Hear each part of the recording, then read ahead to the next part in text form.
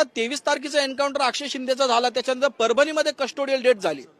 जर हाच न्याय जर तात्काळ ह्या सरकारने आमच्या देवाभाऊंना बदल्याचं नाही बदलाचं राजकारण पाहिजे, जर ही इन्क्वायरी तात्काळ जर संपवली असती 1-2 महिन्यामध्ये, तर पोलिसांची तिकडे पण अमानुषपणे जो लाठी हल्ला करण्यात आलेला आहे ती हिंमत वाढवली नसते. आता देखील त्या केसमध्ये देखील त्यांनी क्लीन चिट देऊन टाकलेली आहे.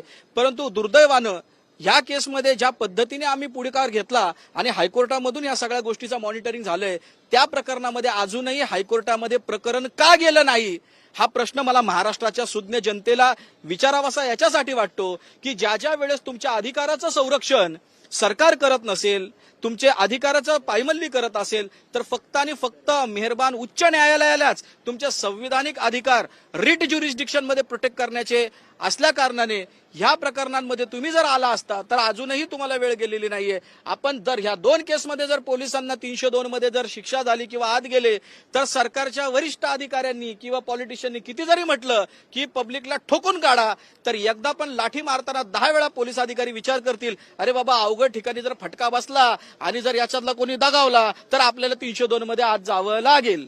ही कायद्याची भीती निर्माण होणं, ही कायद्याचा रिस्पेक्ट निर्माण होणं ही आताची काळाची गरज आहे असं मला वाटतं.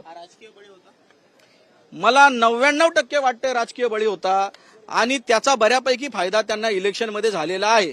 त्यांना जे काय अपेक्षित होतं ते झालेलं आहे. परंतु याच्या पुढे परभणीचं जे प्रकरण आहे त्याच्यामध्ये जर आता प्रॉपरली स्टेप्स घेतल्या गेल्या नाहीत, मस्साजोगचं जे प्रकरण आहे, ज्या पोलीस अधिकाऱ्याने हा सगळा जो विषय हा पोलीस अॅट्रॉसिटीशी निगडीत आहे, पोलिसी अत्याचाराशी निगडीत आहे. मस्साजोगच्या प्रकरणामध्ये पण ज्या सरपंचाने मस्साजोगचे जे सरपंच जे आपला दिवंगत झाले त्या सरपंचाच्या पण विषयामध्ये जर आपण पाहिलं, जो एससीचा व्यक्तीचं एफआयआर घेणं हे क्रमप्राप्त असताना त्याची एफआयआर घेतली नाही, त्या पोलीस अधिकाऱ्यांवरती देखील कारवाई अद्याप झालेली नाहीये. इतकं सगळं मोठं आंदोलन जनतेकडून उभारलं असताना. म्हणून माझं असं म्हणणं आहे की हे सगळे प्रकरण जर आपण कनेक्टेड पाहिले तर गृह विभाग आमच्या देवाभावाच्या हातामध्ये आहे आणि देवाचा न्याय काय असतो ते आपल्याला इलेक्शनच्या आधी कळालेलं आहे आणि देवाचा न्याय कसा खोटा आहे हे आज मॅजिस्ट्रेट साहेबांच्या रिपोर्टमधून पण कळालेलं आहे.